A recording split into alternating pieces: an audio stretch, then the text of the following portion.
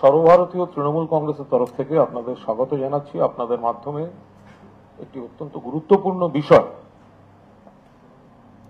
সকলের কাছে তুলে ধরার জন্য আজ আমরা এখানে এসেছি। এখানে রয়েছেন মাননীয় মন্ত্রী এবং তৃণমূল মহিলা কংগ্রেসের রাজ্য সভানেত্রী চন্দ্রিমা ভট্টাচার্য, সঙ্গে আমি কুণাল ঘোষ।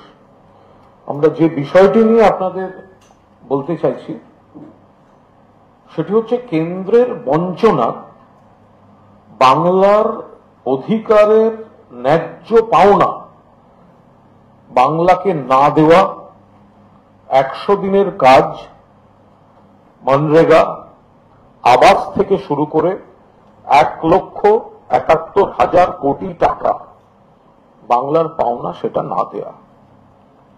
আমরা খুব নির্দিষ্টভাবে বলছি যে এই 100 দিনের কাজ শ্রমজীবী মানুষের জন্য, তাতে গত 3টি আর্থিক বছরে কেন্দ্রীয় সরকার 1 নয়া পয়সা দেয়নি, কারণ 2021 সালের বিধানসভা নির্বাচনে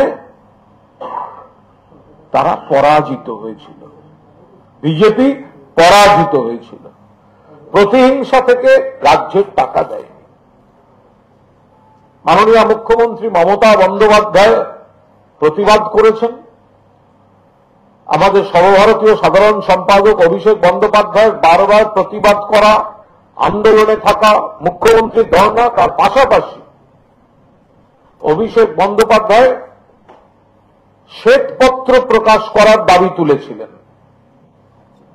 অভিষেক বন্দ্যোপাধ্যায় যেদিন থেকে শ্বেতপত্র প্রকাশের দাবি তুলেছেন, তারপর থেকে আজ কার্যত 3,400 ঘন্টা হয়ে গেল সেই শ্বেতপত্র প্রকাশের সাহস দেখাতে পারল না কেন্দ্রীয় সরকার। উল্টে কেন্দ্রের অর্থমন্ত্রী নির্মলা সীতারামনজি তিনি ভিত্তিহীন, বিভ্রান্তিমূলক, কুৎসাকর কথাবার্তা বলছেন। আমাদের অর্থমন্ত্রী চন্দ্রিমা ভট্টাচার্য তার জবাব দেবেন। আমরা পরিষ্কার বলতে চাই যে এই যে 100 দিনের কাজের শ্রমজীবী মানুষকে বঞ্চিত করা, যার জন্য শেষ পর্যন্ত মমতা বন্দ্যোপাধ্যায় এই 59 লক্ষ রাজ্যের কোষাগার থেকে টাকা দিয়েছেন। আমাদের পরিষ্কার কথা যে কেন্দ্রীয় সরকার এখন যে হিসাব দিচ্ছেন, তাদের এটা বলতে লজ্জা করছে না যে এখানে সব রাজ্য কত পেয়েছে কত পেয়েছে কত পেয়েছে, আর তলায় লেখা পশ্চিমবঙ্গকে দেয়া হয়নি। আমরা লক্ষ্য করেছি পশ্চিমবঙ্গকে না দেয়াটা, এই এত বড় অন্যায়টা জাস্টিফাই করার অপচেষ্টায় তারা বলছেন নাকি কিছু ইরেগুলারিটি। আরে সব থেকে দেশের মধ্যে ভুয়ো জব কার্ড যাদের বেশি, 1 নম্বর হচ্ছে উত্তরপ্রদেশ, বিজেপির রাজ্য, যোগীজির রাজ্য, ডবল ইঞ্জিন সরকার, ওড়িশা, মধ্যপ্রদেশ, গুচ্ছ গুচ্ছ ভুয়ো জব কার্ড। তারপরে তাদেরকে পাওনা দেওয়া হচ্ছে, আর পশ্চিমবঙ্গকে মিথ্যা, কুৎসা এইসব করে আটকে রাখা হচ্ছে। আমরা আবার সর্বভারতীয় তৃণমূল কংগ্রেস সংসদে এবং সংসদের বাইরে গণ আন্দোলন, মমতা বন্দ্যোপাধ্যায়ের নেতৃত্বে, অভিষেক বন্দ্যোপাধ্যায়ের সেনাপতিত্বে বাংলার বকেয়া টাকা দিতে হবে, 100 দিনের টাকা দিতে হবে, আবাসের টাকা দিতে হবে, এবং অভিষেক বন্দ্যোপাধ্যায় যে শ্বেতপত্র প্রকাশের দাবি করেছেন, নির্মলা সীতারামনজি বা রাজ্যের কেন্দ্রের অন্য মন্ত্রীরা কথা ঘোরাবেন না, শব্দের জাগলারি আমরা চাই না। যদি ক্ষমতা থাকে রাজনৈতিক বক্তৃতা করবেন না, শ্বেতপত্র প্রকাশ করুন। গত 3টে আর্থিক বছরে পশ্চিমবঙ্গকে মনরেগার খাতে কত টাকা দিয়েছেন। ফলে এই জায়গায় দাঁড়িয়ে তৃণমূল কংগ্রেস আবার এই দাবিতে সোচ্চার হতে চলেছে। কেন্দ্রীয় অর্থমন্ত্রী যেভাবে বিভ্রান্তি ছড়িয়েছেন, রাজ্যের অর্থমন্ত্রী শ্রীমতী চন্দ্রিমা ভট্টাচার্য তিনি তার ব্যাখ্যা দিয়ে দিচ্ছেন। নমস্কার। আমার সতীর্থ কুণাল ঘোষ, প্রাক্তন সাংসদ, তিনি আপনাদের কাছে বলেছেন আজকে এই সাংবাদিক বৈঠক কেন, এবং আমিও আপনাদের ধন্যবাদ জানাচ্ছি যে এই সাংবাদিক বৈঠক অত্যন্ত গুরুত্বপূর্ণ এবং আপনারা সবাই এসেছেন। বারবার এই রাজ্যের পক্ষ থেকে আমরা বলেছি, তৃণমূল কংগ্রেসের পক্ষ থেকে বলেছি যে বাংলার মানুষরা বঞ্চিত হচ্ছেন তাদের প্রাপ্য অধিকার থেকে। মনরেগার টাকা দেওয়া হয় না, আবাস যোজনার টাকা দেওয়া হয় না, বিভিন্ন খাতে যে টাকা দেওয়ার অর্থাৎ সেন্ট্রাল শেয়ারের টাকা সেগুলোও দেওয়া হয় না। ফলে আমাদের যে প্রাপ্তি তার অঙ্কটা হচ্ছে 1,71,688 কোটি। এই নিয়ে কুণাল ঘোষ বলেছেন যে আমরা বিভিন্ন আন্দোলন করেছি দিল্লির দরবারে। আপনারা দেখেছেন যে আমাদের সেনাপতি অভিষেক বন্দ্যোপাধ্যায়ের নেতৃত্বে দিল্লিতে এই আন্দোলন পৌঁছেছিল, কিভাবে কি ব্যবহার করা হয়েছিল আমাদের কর্মীদের সাথে, নেতাদের সাথে, সেটাও আপনারা দেখেছেন। আমি আর সেটাকে আবার পুনরাবৃত্তি করতে চাই না, পুনর্বার বলতে চাই না। আপনারা বারবার দেখছেন। তারপরে এখানে মুখ্যমন্ত্রী নিজেও সেই আন্দোলনের ডাক দিয়ে সেই আন্দোলনে তিনি নিজে ছিলেন, কিন্তু তারপরেও একটা টাকা আসেনি। কি বলেছেন অভিষেক বন্দ্যোপাধ্যায়? একটা শ্বেতপত্র দাবি করেছেন। শ্বেতপত্র 21-এর পর থেকে 2021 তারপর থেকে কত টাকা দেওয়া হলো কি খাতে, এটা তো আছেই। যে কেন্দ্রীয় মন্ত্রী মাননীয়া নির্মলা সীতারমণ অর্থমন্ত্রী, তিনি বলছেন যে হাজার হাজার কোটি কোটি টাকা দেওয়া হয়েছে। তার বাজেট বক্তৃতা হয়েছে, সেই বাজেট বক্তৃতা লোকসভায় হয়েছে, রাজ্যসভায় হয়েছে। সেখানে গিয়ে তিনি বলেছেন বাংলাকে হাজার হাজার কোটি কোটি টাকা দেওয়া হয়েছে। তাহলে তার কাছে তো নিশ্চয়ই হিসাব টিসাব থাকবে, কত টাকা কোথায় দেওয়া হয়েছে, কোন সালে, কোন অর্থনৈতিক বছরে। এটা তো জাস্ট একটা কিছু মিনিটের ব্যাপার, কারণ এখন যেরকম তথ্য প্রযুক্তির যুগ, এটা পেতে তো বেশিক্ষণ সময় লাগার কথা না।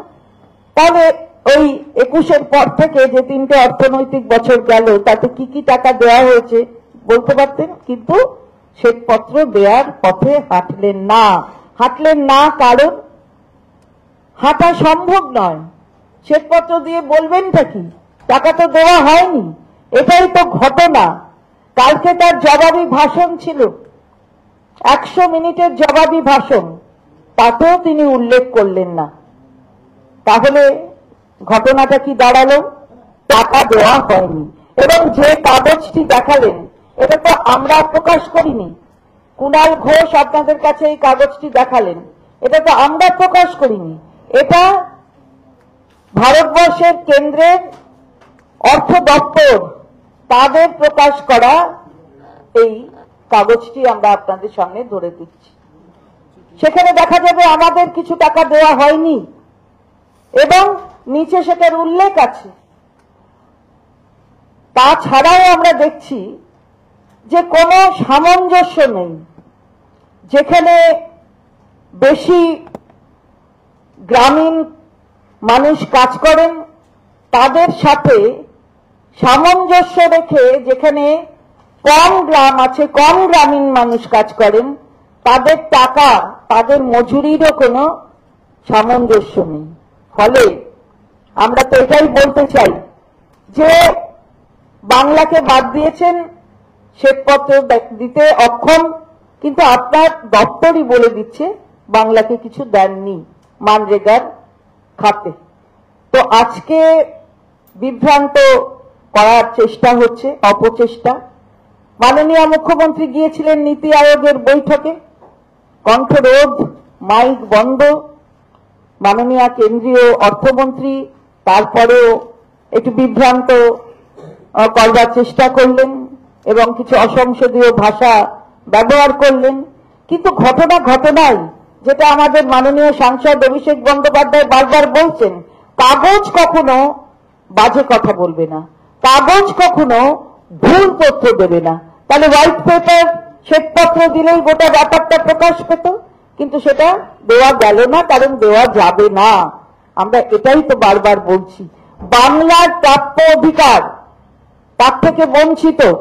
সবসময় কোঅপারেটিভ ফেডারেলিজমের কথা হয়, অর্থাৎ যুক্তরাষ্ট্রীয় যে কাঠামো ভারতবর্ষের সংবিধান, মনে রাখতে হবে সংবিধান প্রয়োগের এটা ৭৫তম বছর। সেই বছরে দাঁড়িয়ে সংবিধানকে সম্পূর্ণত তার কণ্ঠ রোধ করে এই ফেডারেল স্ট্রাকচারটাকে নষ্ট করার জায়গায় নিয়ে যাচ্ছে কেন্দ্রের যে সরকার।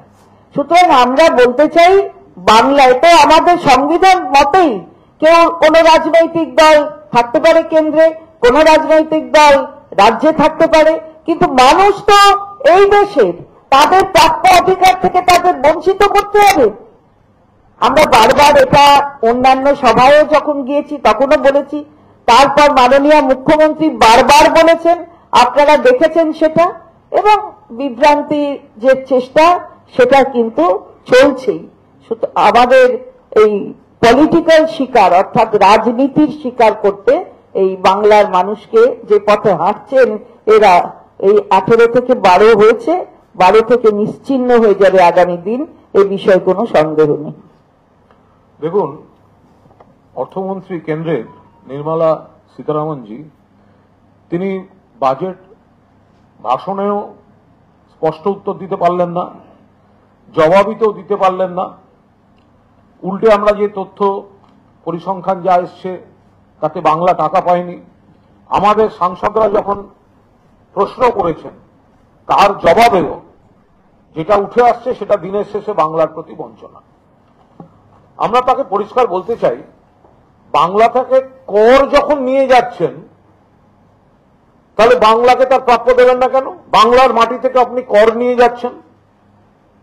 গত 4টি আর্থিক বছরে 4,64,000 কোটি টাকার বেশি কর বাংলার মাটি থেকে নিয়ে গেছে কেন্দ্রীয় সরকার, আর বাংলার পাওনা 1,71,000 কোটি টাকার কিছু বেশি, সেটা তারা দিচ্ছেন না। এটা কি করে হতে পারে? বাংলার মাটি থেকে যদি কর নিতে হয় তাহলে বাংলার বকেয়াটাও তো দিতে হবে, বাংলার হকটাও তো দিতে হবে। বাংলার মানচিত্রের মধ্যে থেকে আপনি বাংলার অংশ থেকে কেন্দ্রীয় সরকার আপনি আপনার টাকা তুলে নিয়ে যাচ্ছেন, কিন্তু বাংলাকে তার যেটা প্রাপ্য, আইনত প্রাপ্য আপনি দিচ্ছেন না। এটা চলতে পারে না। আপনি যখন ছুতো দিচ্ছেন কোন অনিয়মের, তাই টাকা বন্ধ, এটা ভিত্তিহীন। অনিয়ম যদি থাকে, ভুয়ো জব কার্ড থেকে শুরু করে অন্যান্য বিজেপি শাসিত রাজ্যগুলিতে আরো অনেক বেশি করে রয়েছে, তারা কি করে টাকা পাচ্ছে? তাহলে পশ্চিমবঙ্গ শুধুমাত্র রাজনৈতিক প্রতিহিংসামূলকভাবে বঞ্চিত। অভিষেক বন্দ্যোপাধ্যায় চ্যালেঞ্জ করেছেন শ্বেতপত্র প্রকাশের। কেন্দ্রীয় সরকার, কেন্দ্রীয় অর্থমন্ত্রী শ্বেতপত্রটা প্রকাশ করুন। এত কথা, এত জ্ঞান আমরা শুনতে চাই না। আমাদের সর্বভারতীয় সাধারণ সম্পাদক বলেছেন, আপনারা বাংলাকে এই 3 বছর এই খাতে কি কি দিয়েছেন, মনরেগায় কি দিয়েছেন, আবাসে কি দিয়েছেন, কোন খাতে কি দিয়েছেন, এর শ্বেতপত্রটা প্রকাশ করুন। ফলে শ্বেতপত্র প্রকাশের দাবিতে বকেয়া আদায়ের দিকে লক্ষ্য রেখে মমতা বন্দ্যোপাধ্যায়ের নেতৃত্বে, অভিষেক বন্দ্যোপাধ্যায়ের সেনাপতিত্বে বাংলার বকেয়া আন্দোলনের দাবি আদায়ের, অধিকার প্রতিষ্ঠার লড়াই আগামী দিন আরো তীব্রভাবে শুরু হবে। কি কি পদ্ধতিতে হবে সেটা যথাসময়ে আমাদের নেত্রী এবং সেনাপতি জানিয়ে দেবেন।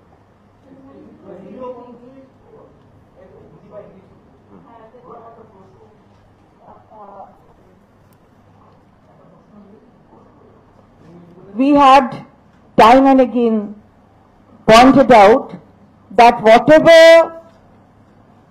our state is demanding is the demand on behalf of the people of the state. Actually, it's the right of the people to get their share from the central government. This is no one's property, neither the states nor the centers. So, we had held various agitations under the leadership of our Honorable Leader, Honorable Chief Minister Mamata Banerjee. We had also held various agitations, including the agitation in Delhi, under the leadership of our Honorable All India General Secretary Abhishek Bandopadhyay, who is also an MP. Now, you have all seen that these agitations were futile. In fact, nothing was given from the end of central government. Now, this is a document. The document we said is correct. Here, so far as Manrega is concerned, 100 days work, this is a certificate to show that nothing has been paid to Bengal, whereas many other states have received their share. Now, is this federalism? Is this what the Constitution of India says about the federal structure? From 2021, after they had lost here, they had lost in the assembly elections, they had gone back to Delhi and they have taken the decision to deprive Bengal of their legitimate dues. That is where we are joining issue. That is why we are saying this document is not prepared by us. This is a document of the Finance Ministry of the central government. Now we have seen that when our Honorable Chief Minister had gone to attend the Niti Aayog meeting, she was stopped from raising issues of deprivation. Why? That was the forum where one has to raise the issue. If you actually give importance to the federal structure of our nation, then that is the forum. She had gone on behalf of the opposition. She was the only person to go there from the opposition. Now what we find, the mic was switched off and she could not say whatever she wanted to say. Only a few minutes time was given, not more than 5 minutes, whereas other chief ministers were given a longer time. Now, our Honorable Central Finance Minister, Union Finance Minister, Honorable Nirmala Sitharamanji, she had spoken against our Honorable Chief Minister when she came out of the Niti Aayog meeting, and I must say that the words were unparliamentary. This is what is expected, and that is why we actually join issue and say, she is after all a chief minister, not once elected, twice elected, and the only woman chief minister of this nation. This is where Bengal is a little different. It stands in a different place, and women are given the highest respect. So here we had expected something else from our Honorable Union Finance Minister. Just one question, Union Minister Prahlad Joshi says on Abhishek Banerjee statement on white paper, he says we will give you a white paper on Bengal, what all corruption has taken place there. Prahlad Joshi statement on white paper. I think, yes, I think Mr. Kunal Ghosh has already বিষয়টা আর একটা point একটুখানি বলে দিই, সেটা হচ্ছে এই যে 100 দিনের কাজ, আপনারা জানেন দেশের মধ্যে নরেন্দ্র মোদী সরকার রিপোর্ট দিয়ে জানিয়েছিল দেশের মধ্যে প্রথম স্থানে রয়েছে ভালো কাজে 100 দিনের কাজে পশ্চিমবঙ্গ। তো ফার্স্ট বয় তো প্রাইজ পাবে। কেন্দ্রীয় সরকার নরেন্দ্র মোদীর সরকার রিপোর্ট দিয়ে জানালো গোটা দেশের মধ্যে 100 দিনের কাজে প্রথম স্থানে রয়েছে পশ্চিমবঙ্গ, আর বিধানসভা ভোটে হারার জন্য প্রথম টাকাটা তার বন্ধ করলো। আজকে নানা রকম ছুতো দিচ্ছে, কিন্তু আপনারাই তো প্রথম সম্মান ঘোষণা করে রেখেছেন, প্রথম স্থানটা ঘোষণা করে রেখেছেন, তাহলে তো দ্বিচারিতা হচ্ছে। আর একটা হচ্ছে, আপনি বাংলার যে কোনো প্রান্তে যান, যে এলাকায় তৃণমূল জিতেছে, যে এলাকায় হয়তো সেই বুথটা, সেই এলাকাটা হয়তো অন্য কোনো দল জিতেছে, আপনি দেখবেন লক্ষ্মীর ভান্ডার কিন্তু সবাই পাচ্ছে, তৃণমূল কংগ্রেস কোনো বৈষম্য করছে না। কিন্তু পশ্চিমবঙ্গে হেরেছে বলে গোটা পশ্চিমবঙ্গের মানুষকে বঞ্চিত করে রাখা, পশ্চিমবঙ্গকে বঞ্চিত করে রাখা, মানুষ তো আবার বিজেপি এমপিদের দেখলে জিজ্ঞাসা করতে শুরু করবে। মানুষ তো আবার বিজেপি এমপিদের দেখলে জিজ্ঞাসা করতে শুরু করবেন, বাংলার বকেয়া কই, আমার 100 দিনের টাকা কই, আমার টাকা তো মমতাদি দিয়ে দিয়েছেন, কেন্দ্রের যে দেওয়ার কথা সেই টাকাটা কোথায়? আপনি যে বলছেন 18 থেকে কমে 12, কিন্তু এই 12কেও তো জবাব দিতে হবে। বিজেপি সাংসদরা কোথাও গেলে তো মানুষ জিজ্ঞাসা করবেন যে টাকাটা কোথায়, বাংলার হয়ে সরব হয়েছেন, আমাদের টাকা দিতে হবে বলেছেন কেন্দ্রীয় সরকারকে, বাংলার বকেয়া মেটানোর জন্য বাংলার স্বার্থে সরব হয়েছেন। ফলে এগুলো কিন্তু বিজেপিকে উত্তর দিতে হবে এবং কেন্দ্রীয় অর্থমন্ত্রীকে অভিষেক বন্দ্যোপাধ্যায়ের দাবি মেনে, চ্যালেঞ্জ মেনে শ্বেতপত্র প্রকাশ করতে হবে। যদি শ্বেতপত্র প্রকাশ করতে না পারেন, হোয়াইট পেপার দিতে না পারেন, তাহলে ধরে নিতে হবে অভিষেকের চ্যালেঞ্জ অ্যাকসেপ্ট করার ক্ষমতা আপনাদের নেই। আপনারা শুধুমাত্র বিরোধিতা, মিথ্যাচার, প্রতিহিংসা আর বাংলার প্রতি বঞ্চনা, এর উপর দাঁড়িয়েই মানুষকে বিভ্রান্ত করার জন্য রাজনীতি করছেন। রিগার্ডিং প্রহ্লাদ যোশী বলেছেন দুর্নীতি,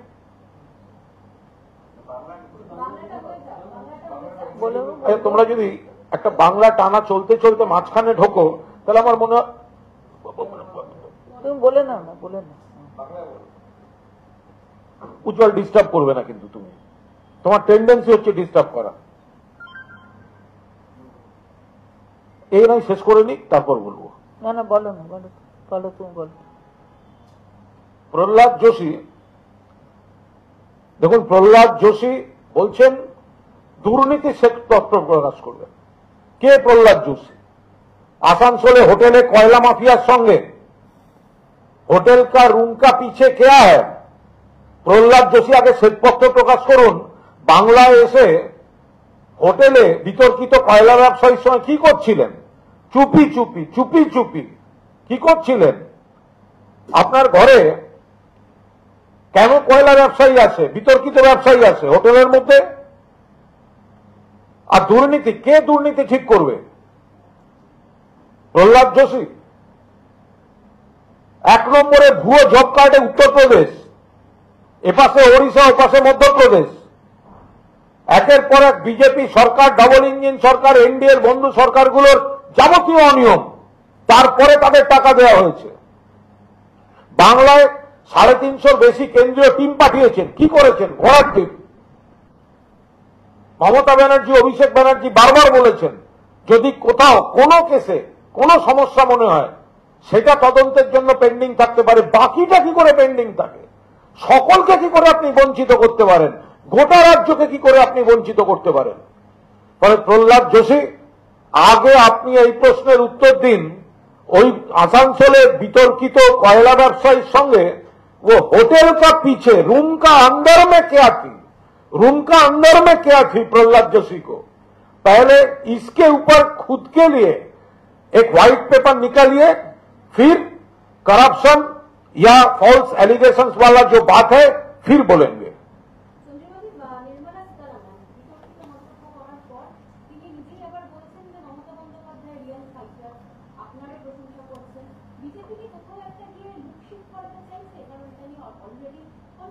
না, এ বিষয়ে তো কোনো সন্দেহ নেই যে মমতা ব্যানার্জি একজন ফাইটার, এ বিষয়ে কোনো সন্দেহ নেই। কিন্তু তাই বলে এটা প্রশংসা করছেন বলে তার জন্য বাংলার মানুষ প্রবঞ্চিত হচ্ছেন, বঞ্চিত হচ্ছেন, তাদের বিরুদ্ধে মমতা বন্দ্যোপাধ্যায় আওয়াজ ওঠাবেন না, এটা নয় কিন্তু। সুতরাং ওনার মনে হয়েছে উনি প্রশংসা করেছেন, ভালো করেছেন, আমার করেছেন, তা ভালো করেছেন, কিন্তু তার মানে এই নয় যে আমরা যে বঞ্চনা হচ্ছে তার প্রতিবাদ থেকে বিরত থাকব। আমরা কিন্তু এই বঞ্চনার প্রতিবাদ করেই যাব। আমাদের আন্দোলন চলছে, আমাদের আন্দোলন চলবে। শ্বেতপত্রের দাবি উনি প্রশংসা করলেও থাকবে, না করলেও থাকবে, এখন অবধি যেটা দেয়া হয়নি।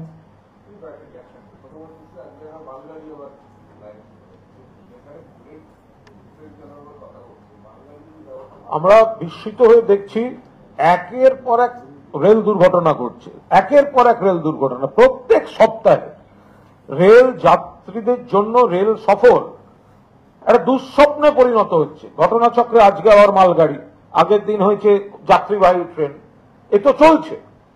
যাত্রী সুরক্ষা, রেলওয়ে ট্র্যাকের রক্ষণাবেক্ষণ, রেলওয়ে প্রযুক্তিগত সিস্টেমের আপগ্রেডেশন, শূন্যপদ পূরণ, কোঅর্ডিনেশন সিস্টেম, এই গোটাটা ভেঙে পড়েছে। প্রাক্তন রেলমন্ত্রী হিসাবে মমতা বন্দ্যোপাধ্যায় যা যা শুরু করে গেছিলেন নিরাপত্তায়, এরা কিছুই করেনি। সেই জায়গায় একটা দেশবাসী যারা রেল সফর করেন তাদের বিপদের মধ্যে ঠেলে দিচ্ছেন। এরা শুধু একটু বেশি দামের টিকিটের একটু ধনীদের জন্য দু একটা নতুন ট্রেন এনে পতাকা নেড়ে উদ্বোধন করতে প্রধানমন্ত্রী ছবি তুলতে বেশি আগ্রহী, কিন্তু দেশের আমজনতা যে ট্রেনগুলিতে সফর করছে তাদের জন্য এরা ভাবছেন না। আজকে অবাক হয়ে আমরা দেখলাম সংসদ চলছে, সেখানে এখনো পর্যন্ত আপনাদের সঙ্গে যখন কথা বলছি রেলমন্ত্রী বুলেট ট্রেন নিয়ে কথা বলে যাচ্ছেন।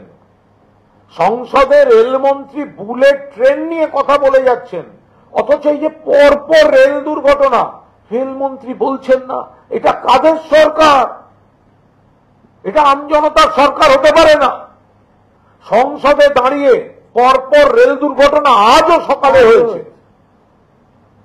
আজও সকালে ফাঁসি দেওয়াতেই বেলাইন হয়েছে মালগাড়ি, আর সংসদে দাঁড়িয়ে বুলেট ট্রেন নিয়ে বিবৃতি দিচ্ছেন। চারপাশ থেকে সাংসদরা বলছেন দুর্ঘটনা নিয়ে বলুন, দুর্ঘটনা নিয়ে বলুন, দুর্ঘটনা নিয়ে বলুন। কানে তুলো গুজে রেখেছেন কেন্দ্রীয় রেলমন্ত্রী, এখনো পর্যন্ত সাংসদদের বক্তব্যে উত্তর দেওয়ার প্রয়োজন বলে মনে করেননি।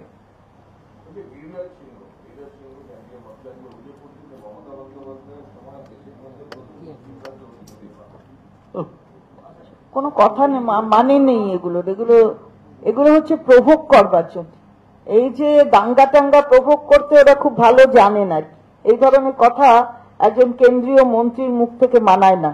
কারণ তিনি যে শপথ নিয়েছেন, যে সংবিধান সেখানে কি বলে দিয়েছে সেটা যেন তিনি বারে বারে পড়েন। শপথ নেওয়াটা কিন্তু খালি শুধুমাত্র এই সাদা কালো লেখা পড়লাম তা না, সেটাকে অন্তরে নিতে হয়, সেটা বোধহয় উনি জানেন না।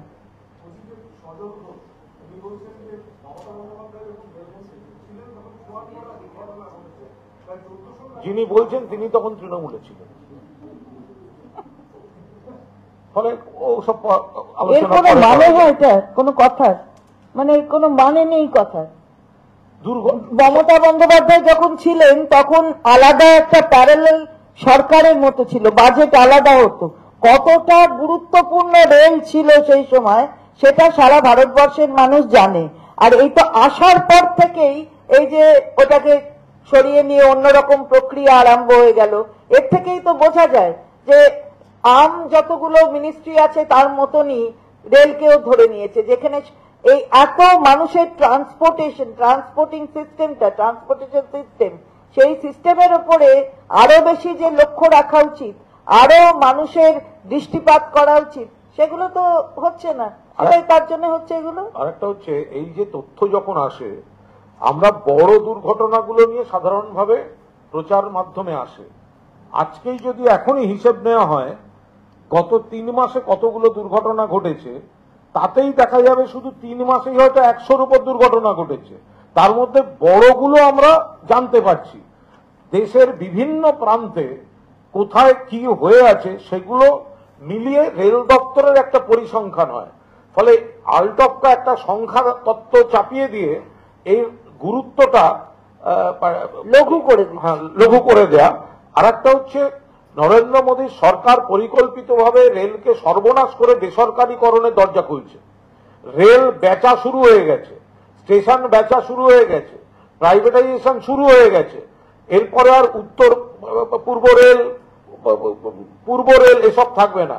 এরপরে রিলায়েন্স রেল, আদানি রেল, এইগুলো সব শুরু হয়ে যাবে। এগুলোর জমি তৈরি করার জন্য এই চূড়ান্ত গাফিলতি, নেগলিজেন্স এসব হচ্ছে বেসরকারীকরণের দরজা খোলার জন্য।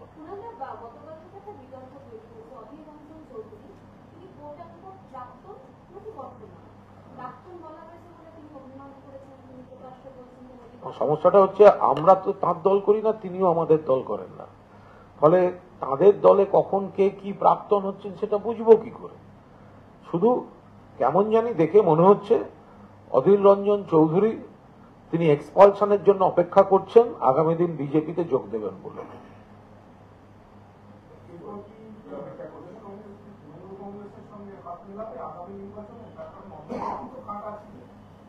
আমরা প্রমাণ করে দিয়েছি মমতা বন্দ্যোপাধ্যায়ের নেতৃত্বে, অভিষেক বন্দ্যোপাধ্যায়ের সেনাপতিত্বে তৃণমূল কংগ্রেস নিশ্চয়ই দেশের স্বার্থে, বিজেপি বিরোধিতার স্বার্থে দিল্লির রাজনীতিতে, জাতীয় রাজনীতিতে ইন্ডিয়া জোটের সঙ্গে আছি। কিন্তু পশ্চিমবঙ্গে এই রাজ্য কংগ্রেস, সিপিএম হাতে হাত মিলিয়ে বিজেপিকে সাহায্য করার জন্য তৃণমূলকে ডিস্টার্ব করে গেছে। ফলে আমরা বিজেপি, কংগ্রেস, সিপিএম তিন পক্ষকে হারিয়ে এই বিপুল সাফল্য পেয়েছে কিন্তু তৃণমূল কংগ্রেস।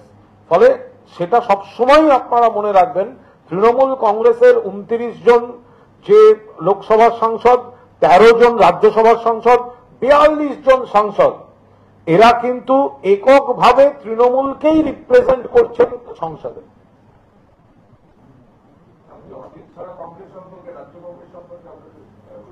আমরা এইভাবে কোনো ব্যক্তিকে নিয়ে ভাবি না, আর আমরা অন্য দল নিয়ে ভাবতে যাব কেন?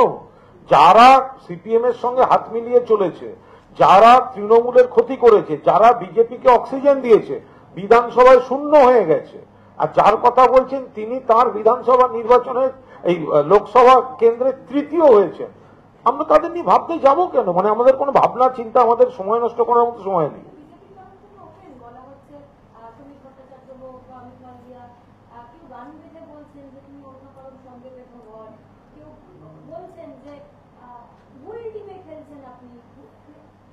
বিজেপির সমস্যা হচ্ছে রাজ্য বিজেপি নেতৃত্বে যে উপাদান রয়েছে ওগুলো চচ্চড়ি রাঁধার, ও দিয়ে বিরিয়ানি হবে না।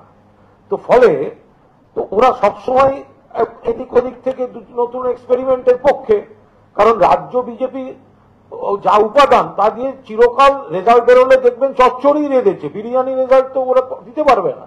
ফলে এদিক ওদিক সেদিক এ বার করে দিচ্ছে, ও হতাশ অমুক, সেইগুলোকে একটু ডাকাডুকি করার চেষ্টা করছে।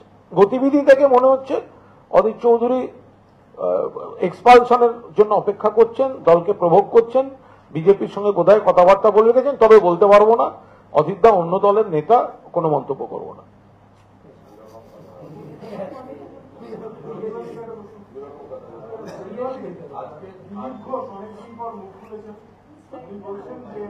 হাসপাতালে মানুষ ভর্তি হওয়ার জায়গা পায় না, কিন্তু বিরাট অভাবে ঘুরে বেড়াচ্ছে, মানুষের হাত পায় না, ঘুরে বেড়াচ্ছে।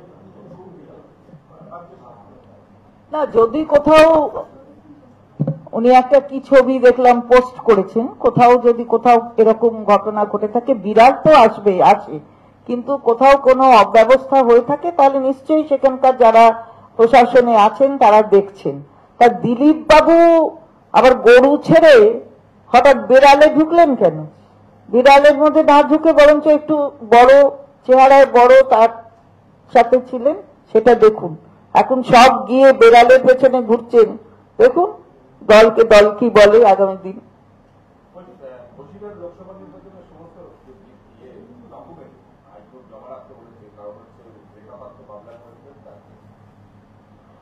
তো আইনের প্রশ্ন, জমা রাখতে বলেছে রাখছে। এখন তৃণমূল কংগ্রেস সাংসদ আগামী 5 বছর তৃণমূল কংগ্রেসেরই সাংসদ ওখানে থাকবেন।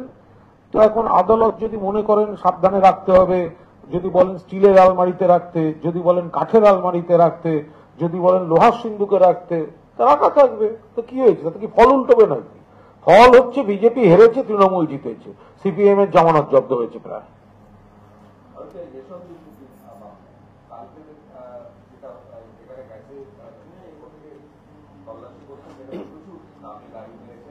আমি আবার বলছি, তদন্তের বিষয়ে এ ব্যাপারে দলের কোনো বক্তব্য নেই। আমরা একটাই আশা করি যে তদন্তকারী এজেন্সি, কেন্দ্রীয় এজেন্সি বিজেপির কথায় পরিচালিত হবে না, এমন ভাবে কোনো বাতাবরণ তৈরি করাবে না যেটা তৃণমূলকে কালিমালিপ্ত করার জন্য একটা মহল তৈরি করা হয়।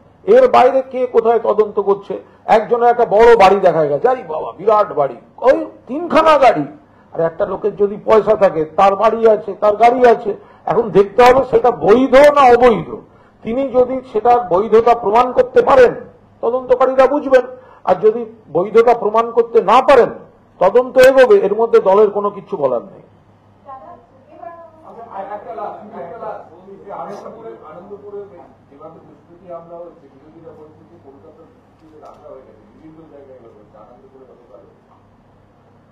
দেখুন, যে ছবিটা দেখা গেছে, ছবিটা তো একটা অংশ।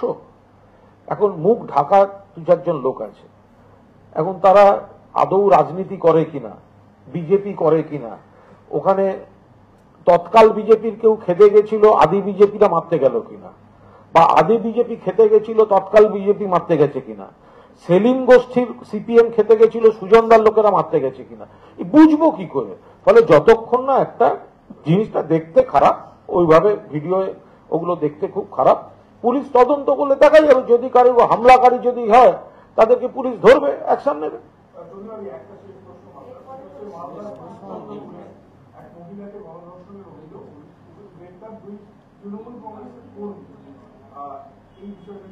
না, আমরা বারবার বলছি, যদি কোথাও এরকম কোনো অভিযোগ থাকে, সে যে হোক না কেন, তৃণমূল কংগ্রেসের হোক চাই যে হোক, তাকে প্রশাসন ধরবে। এটাই তো ভালো প্রশাসনিক যে ক্ষমতা অপব্যবহার করে না প্রশাসন, সেটা তো বোঝা যায় যে তৃণমূল কংগ্রেসের কর্মীদেরও ধরছে। আচ্ছা, এই প্রশ্নগুলো যখন আপনারা করেন, তখন ওই যে উত্তরপ্রদেশে 2 দিন আগে একটা মহিলাকে বেঁধে, গাছের সঙ্গে বেঁধে তার বিবাহ বহির্ভূত কি সব অভিযোগ নিয়ে মুখে টুকে কালি টালি মাকে মেখে দেওয়া হলো, কই এগুলো নিয়ে তো বলেন না? এগুলো নিয়ে কি পদক্ষেপ নেওয়া হয়েছে সেগুলো তো জিজ্ঞাসা করেন না। তাহলে সেখানে কি প্রশাসন তার পক্ষপাত দুষ্ট নয় যে সেখানে যে কাজগুলো তাদের কথা শুনে চলছে? কি নিয়েছে, কি স্টেপ নিয়েছে? এই তো আজকে আমরা এই ন্যায় সংহিতা, তারপরে কি জানেন, ন্যায় সামাজিক সুরক্ষা সংহিতা, ন্যায় অধিনিয়ম, এগুলো নিয়ে তো আমরা আরো হলো কালো চলবে। কিন্তু আমি তো বুঝতে পারলাম না যে এগুলো নিয়ে কোনোদিন জিজ্ঞাসা হচ্ছে না তো, যে ন্যায় সংহিতা এদের জন্য এই যে হ্যান্ডকাপ পরাবার কথা হয়েছে, সেটা আগে ছিল কোর্ট বলবে তারপরে হাতকড়ি পরাবে, এখন হাতকড়ির পাওয়ার দিয়ে দেওয়া হচ্ছে পুলিশকে। পুলিশ হাতকড়ি তো পরালো না। মধ্যপ্রদেশের 2টো মহিলা গলা অবধি তাদের মাটির তলায় ঢুকিয়ে দেওয়া হলো, তাদের নিয়ে কোনো কথা হলো না, কেউ প্রশ্ন করেন না সেটা নিয়ে।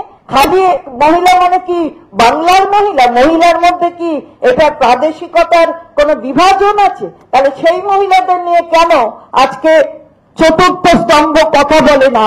আমার এই আবেদনটাও আপনাদের কাছে আছে। 4র্থ স্তম্ভ, 75 বছর স্বাধীনতা, এই প্রয়োগ আমাদের সংবিধানের, সেখানে 3টে স্তম্ভের কথা আছে। আপনারা স্বঘোষিত 4র্থ স্তম্ভ, তাতে আপত্তি নেই কোনো, আপনাদের নিজেদের দক্ষতায় হয়েছেন। কিন্তু তার জন্য যখন এই যে অধিকার, যে প্রশ্নগুলো করার অধিকার আপনার আছে, কিন্তু আপনার ডিউটি এন্ড অবলিগেশনটাও ঠিক একইভাবে পালন করতে হবে, সেগুলো সম্পর্কেও কিন্তু বলতে হবে। এটা আমার আপনাদের কাছে আবেদন, একজন বাংলার মেয়ে হয়ে, একজন বাংলার মা হয়ে।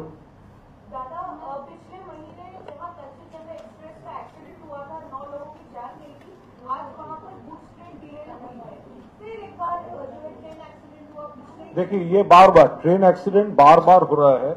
ये जो भाजपा सरकार है, रेल मंत्रक है, पूरा फेलियर हो चुका है।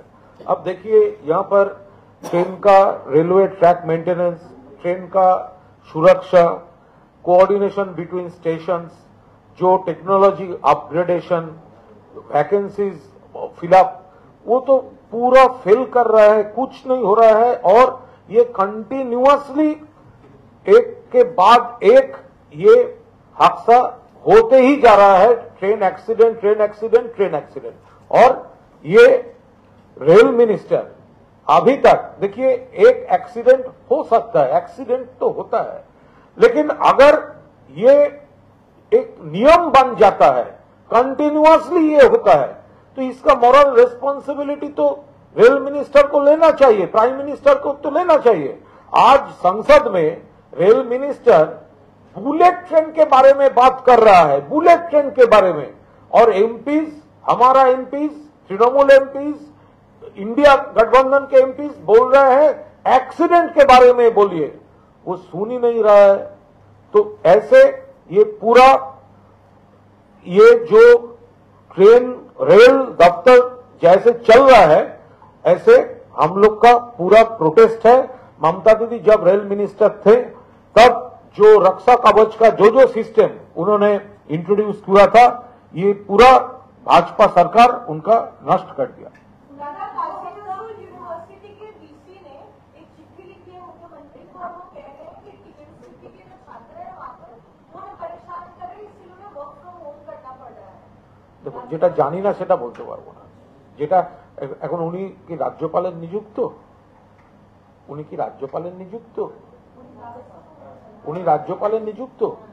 তো ফলে যদি রাজ্যপালের নিযুক্ত কোনো উপাচার্য, আমি উপাচার্যের পদকে পূর্ণ সম্মান দিয়েও বলতে পারি, তাহলে রাজ্য সরকারকে বা তৃণমূল কংগ্রেসকে বিব্রত করার জন্য খোদ রাজ্যপাল যে ধরনের অপকীর্তি করে চলেছেন, তার নিযুক্ত লোকেরা সেগুলো করছে না, তার কি মানে আছে? ফলে এগুলো খোঁজ নিয়ে দেখতে হবে যে উদ্দেশ্য প্রণোদিত খবর করার জন্য চিঠি কিনা। কন? হ্যাঁ,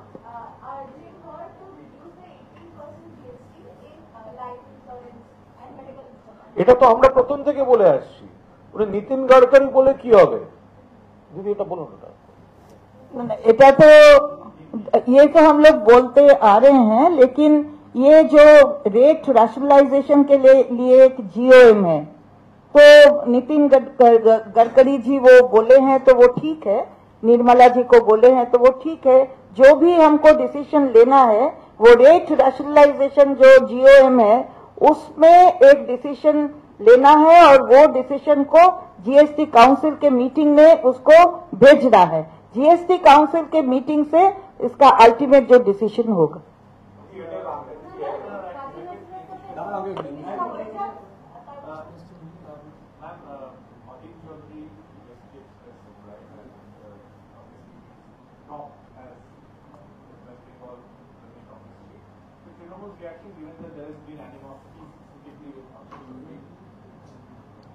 Trinamool Congress gave this.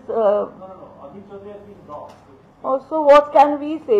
Mr. Kunal Ghosh has already said that he is not from our party. Neither do we want him to come here.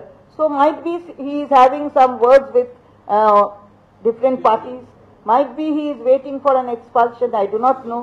He has himself said that he was flabbergasted to hear that he has been addressed as a former president. So what do we know? I do not know, and neither does Kunal Ghosh know. Also there was a case in Krishnapur in Manda. Allegedly have links with the Trinamool. No, we have already deprecated this sort of things, and there, as you say, that 2 of the TMC workers have been arrested. Now, whosoever does this, he should be actually, whatever steps are to be taken against him, that has to be done. We never favored them. Our administration never stands beside them. Therefore, this is a place to show that Bengal never stands beside this sort of people. So that will be tried in the court. But there, I again add that why don't you ask about the Uttar Pradesh incident? When it is Uttar Pradesh, does the Mahila become someone else? There you don't have anything to say. You all never ask. What about Madhya Pradesh? What has happened there?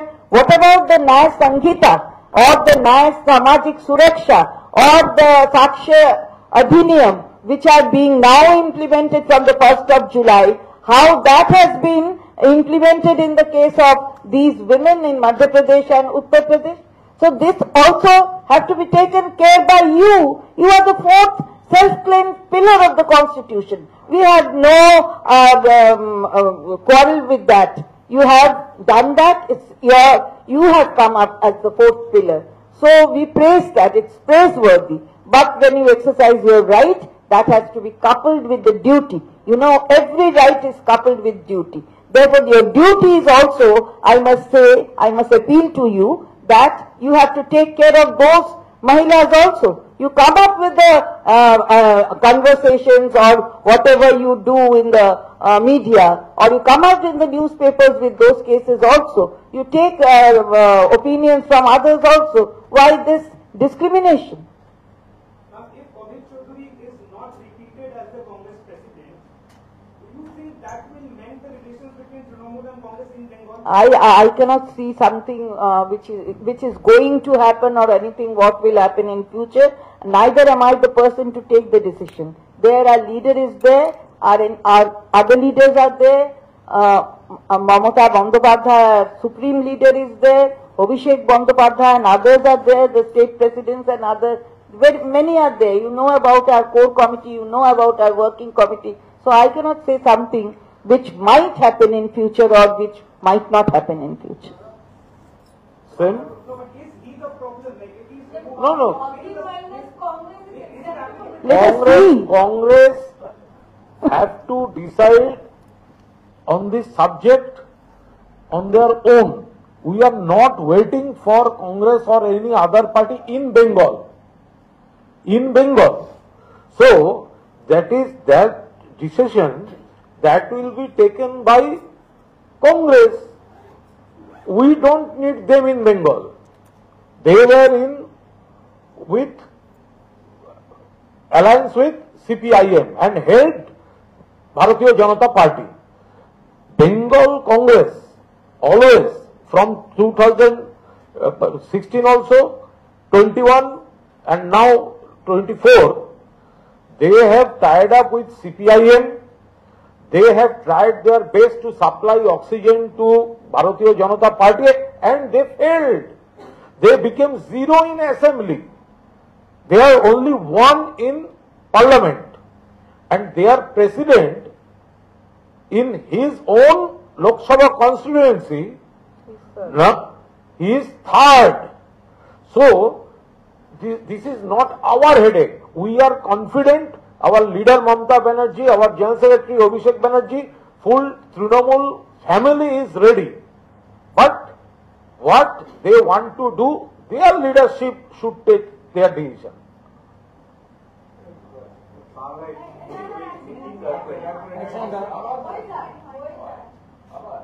আবার নয় তোরা 20 minute করে যাবো দুটো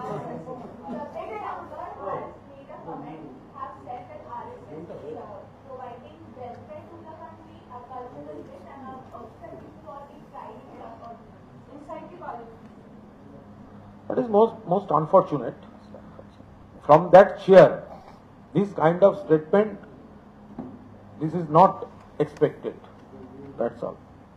And sir, one last question. Tejushri Surya, while in the parliament regarding the landslide in Wayanad, he has said that the state government was not able to move the family from the disaster location because of the pressure of previous years.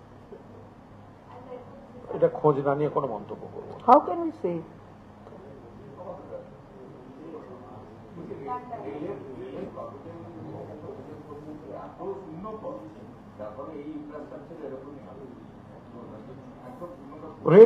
রেলের শূন্যপদ তো প্রচুর, সেই জায়গাটা থেকে তো আমরা বারবার বলছি, রেলওয়ে ট্র্যাক মেইনটেনেন্স থেকে শুরু করে, কোঅর্ডিনেশন বিটুইন স্টেশন থেকে শুরু করে, ইনফ্রাস্ট্রাকচার থেকে শুরু করে, শূন্যপদ থেকে শুরু করে, সব জায়গায় শূন্যপদ নিয়ে জ্ঞান দিয়ে বেড়াচ্ছে। রেলের শূন্যপদগুলো অবিলম্বে আগে অগ্রাধিকার দিয়ে পূরণ করুক বিজেপি। রেলের শূন্যপদগুলো এত কয়েক লাখ শূন্যপদ পড়ে আছে, তো সেগুলো পূরণ করছে না কেন? দুর্ঘটনার তো অন্যতম প্রত্যক্ষ বা পরোক্ষ কারণ তো নিশ্চিতভাবে লোক সংখ্যা, কর্মী সংখ্যার একটা বড় কারণ। ফলে সেই জায়গায় আগের বার তো ওই দুর্ঘটনার পর চালকদের মুখ থেকে যেটা উঠে এসেছিল, তারা বিশ্রাম পর্যন্ত পান না, ঘুমানোর সময় পর্যন্ত পান না। একজন চালককে ন্যূনতম বিশ্রাম না দিয়ে আর একটা ট্রেনে তুলে দেওয়া হচ্ছে। ফলে এখানে শূন্য পদ পূরণ তো রেলে অবিলম্বে প্রয়োজন। পুলিশ যা করার করেছে, আমরা কোনো মন্তব্য করবো না। আরে সে তো দিদি বললেন এক্ষুনি, পুলিশ যদি কোনো ঘটনায় তৃণমূল কর্মীকে কোনো অভিযোগে অ্যারেস্ট করে থাকে, সে তো পুলিশ রাজধর্ম পালন করেছে। তো সুতরাং সেখানে এটা আলাদা করে দলের বলার কি আছে? দলের কোনো সদস্য বা সদস্যা যদি অত্যন্ত আপত্তিকর কোনো কাজ করেন যেটা আইনের চোখে খারাপ, সেখানে পুলিশ তার করণীয় করবে। তো মাননীয় মুখ্যমন্ত্রী মমতা বন্দ্যোপাধ্যায় প্রকাশ্যে নির্দেশ দিয়েছেন, কেউ কোনো বিতর্কিত কাজে জড়িয়েছেন, সেই জায়গাটা অভিযোগ এসছে, পুলিশ তাকে অ্যারেস্ট করেছে।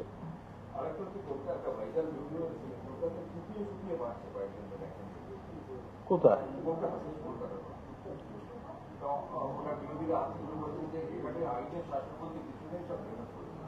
মনে আছে বিরোধীরা এগুলো শেখাচ্ছে, মনে আছে কুপিয়ে কুপিয়ে। দেখুন, কোন মৃত্যু কাম্য নয়, কোন মৃত্যু কাম্য নয়। যদি কেউ করে থাকে, দোষীরা সাজা পাক, খুনি গ্রেপ্তার হোক। কিন্তু এটা মনে রাখুক, বিজন সেতুর উপর, কলকাতার উপরে 17 জন আনন্দমার্গী সন্ন্যাসী এবং সন্ন্যাসিনীকে কুপিয়ে এবং পুড়িয়ে খুন করা হয়েছিল এই কলকাতায়। ডিসি পোর্ট বিনোদ মেহতা, তিনি একটা ক্রিমিনালকে ধরতে গেছিলেন, তাকে কুপিয়ে এবং পুড়িয়ে খুন করা হয়েছিল দেহরক্ষী সহ।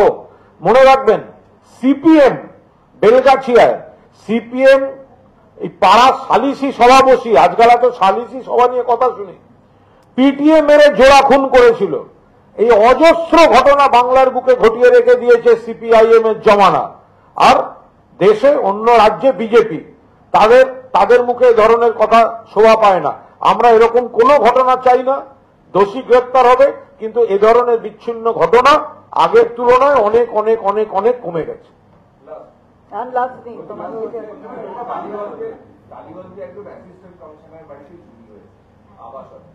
ওখানকার আবাসনের লোকজন বলছে ওখান থেকে ছেড়ে চলে যাচ্ছে, পুলিশের আবাসনে, কমিশনের আবাসনে মানে নেই। এটা কি করে হতে পারে? এটা একটা আবাসনে কোনো বিচ্ছিন্ন ঘটনা, সেটা নিয়ে তার সঙ্গে সার্বিক এই প্রশ্নটাই মানায় না। সার্বিকতা একটা সাংবাদিক বৈঠকে এই প্রশ্নটা মানায় না। একটা চুরির জন্য এলাকার লোক চলে যাচ্ছে, অনেক লোক আবাসন ছেড়ে চলে যাচ্ছে, বিশ্বাসযোগ্য? এটা কেউ বিশ্বাস করবে যে একটা চুরির ঘটনার জন্য আবাসন ছেড়ে লোকে চলে যাচ্ছে? কোন ঘটনা হলো এটা? বলো কোনটা কি?